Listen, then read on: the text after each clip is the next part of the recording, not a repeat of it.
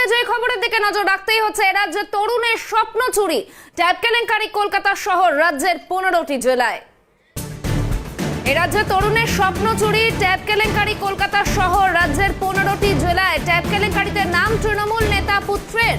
ধৃত শ্রবণের বাবা TMC SC সেলের ব্লক সভাপতি। সঠিক তদন্ত কি হবে? মূল চক্রী কি ধরা পড়বে, এই প্রশ্ন উঠছে। রাজ্যের তরুণের স্বপ্ন চুরি,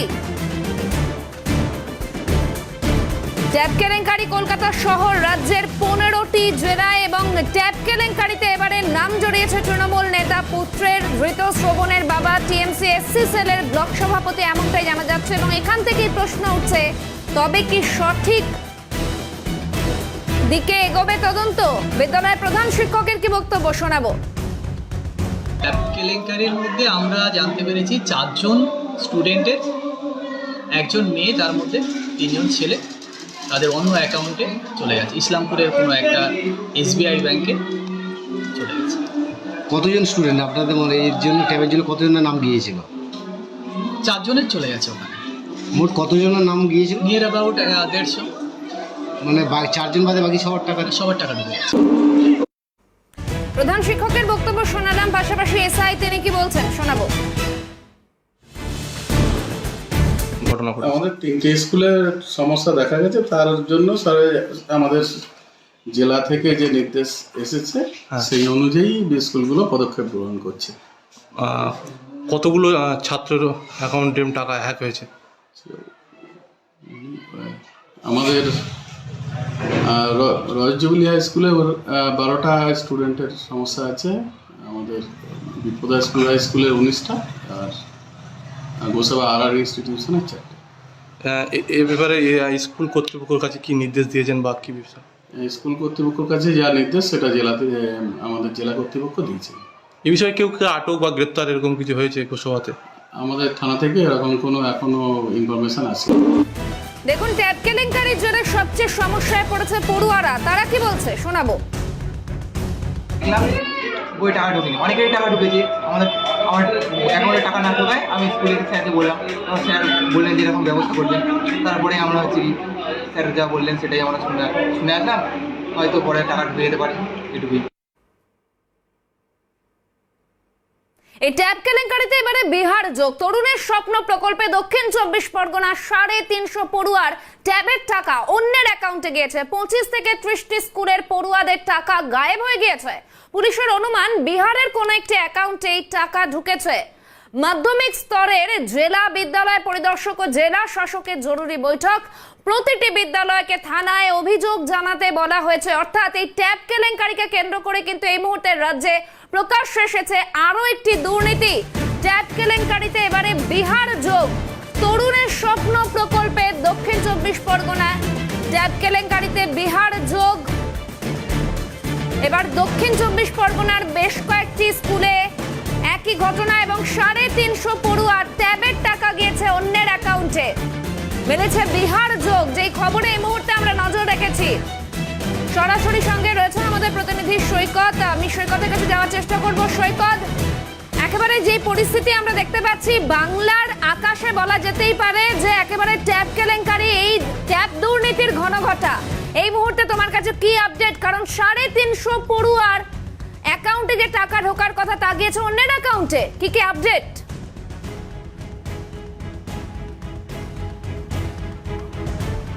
একদমই তোমাকে যেটা জানিয়ে রাখবো, এই দক্ষিণ 24 পরগনার কিন্তু একাধিক স্কুলে এই ট্যাব কেলেঙ্কারির ঘটনা প্রকাশ্যে আসতে শুরু করেছে।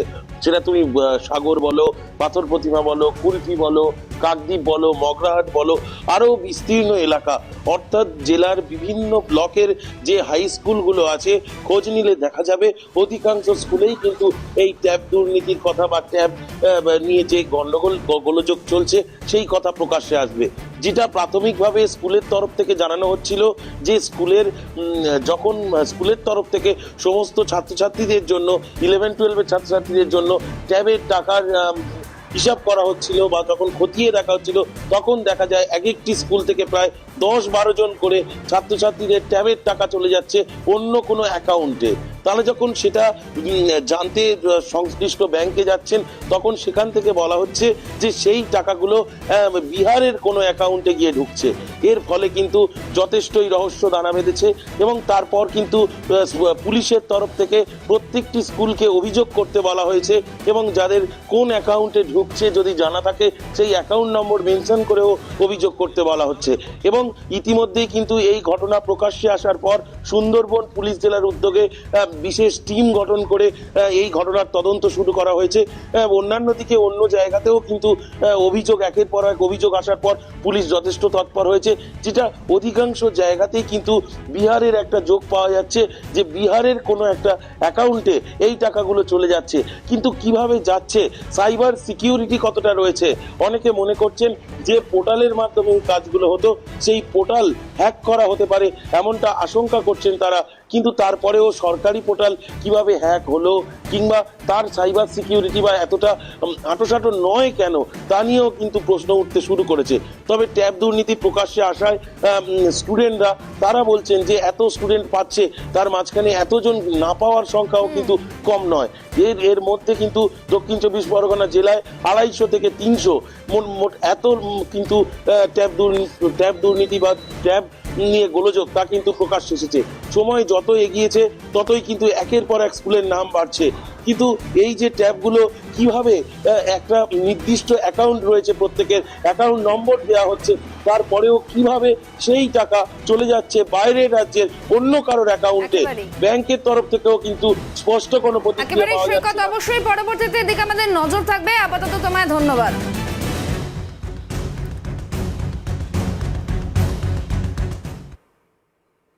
দেখুন, এই ঘটনা শুধুমাত্র দক্ষিণ 24 পরগনাতেই নয়, বাঁকুড়াতেও ট্যাবের আঁচ এবং কোপ পড়ল বাঁকুড়ার 10টি স্কুলের 47 জন পড়ুয়ার উপর। পড়ুয়াদের টাকা চলে যাচ্ছে অন্য অ্যাকাউন্টে। বিএস পোর্টালের কাজে গাফিলতি মনে করা হচ্ছে। অ্যাকাউন্ট ফ্রিজ করে পড়ুয়াদের অ্যাকাউন্টে ট্রান্সফার প্রক্রিয়া শুরু। দোষীদের বিরুদ্ধে দ্রুত পদক্ষেপের ব্যবস্থা বাঁকুড়া সেকেন্ডারি স্কুল পরিদর্শকের তরফে জানানো হয়েছে। ট্যাব কেলেঙ্কারি অর্থাৎ রাজ্যের বিভিন্ন জেলা থেকে উঠে আসছে এই খবর। এই মুহূর্তে আমরা নজর রেখেছি বাঁকুড়ার দিকে। সরাসরি সঙ্গে রয়েছেন প্রতিনিধি স্বরূপ। যে ছবি আমরা দেখছি বাঁকুড়ায় অর্থাৎ পূর্ব মেদিনীপুর, বর্ধমান, এর পাশাপাশি রাজ্যের একাধিক জেলা, দক্ষিণ 24 পরগনা, কলকাতা, বলা হচ্ছে হাব, চোপড়া, এবং বাঁকুড়াতে ঠিক কি ছবি ট্যাব দুর্নীতিকে কেন্দ্র করে?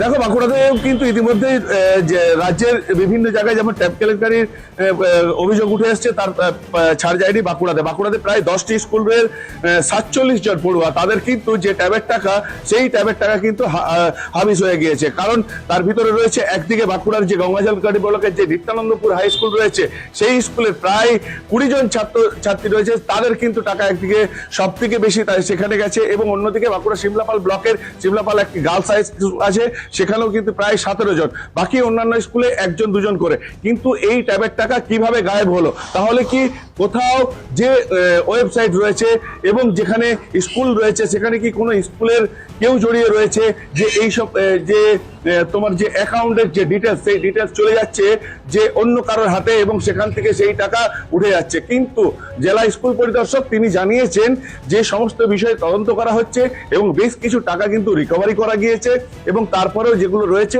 সেগুলো কিন্তু সরকার একটু দেরি হলেও ছাত্রছাত্রীদের মিটাবে। কিন্তু সরকার মিটাবে, কিন্তু এই টাকা কিভাবে অন্য অ্যাকাউন্টে গেল সেটাই সব থেকে বড় প্রশ্ন চিহ্ন। তাহলে কি যে সাইবার যে হ্যাক, সেই সাইবার হ্যাক কিভাবে হলো সেই সব নিয়েও প্রশ্ন চিহ্ন তুলেছে এবং তার কিন্তু একদিকে তদন্ত চলছে। তাছাড়াও যেসব টাকা বিভিন্ন জায়গায় সাইফন হয়ে গিয়েছে, সেই টাকাগুলো কি আদৌ উদ্ধার হবে, না এই কেলেঙ্কারিতে যে কোটি কোটি টাকা তছরূপ হচ্ছে সেই এর দায় কে নিবে, সেটাই কিন্তু সব থেকে বড় প্রশ্ন চিহ্ন হয়ে উঠেছে। একেবারেই স্বরূপ, পরবর্তীতে নজর থাকবে। আপাতত তোমায় ধন্যবাদ। বাঁকুড়া তো ট্যাব দুর্নীতির আঁচ, কোপ পড়ল বাঁকুড়ার 10টি স্কুলের 47 জন পড়ুয়ার ওপর।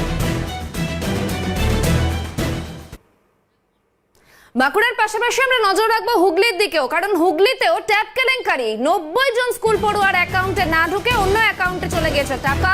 অভিযোগে জেলার একাধিক স্কুলের প্রধান শিক্ষকরা থানায় লিখিত অভিযোগ ইতিমধ্যেই দায়ের করেছেন। অভিযোগ পেতেই তদন্ত শুরু করেছে হুগলি গ্রামীণ পুলিশ।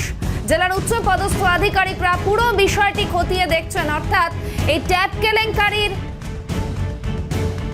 আঁচ এবারে পড়েছে হুগলিতেও। সরাসরি হুগলি থেকে রয়েছেন প্রতিনিধি সুভাষ।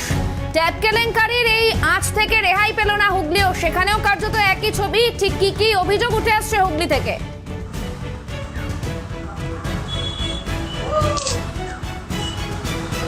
একদমই শাহানা, দেখো হুগলিতেও কিন্তু এই ট্যাব কেলেঙ্কারির কিন্তু ঘটনা দেখা দিল।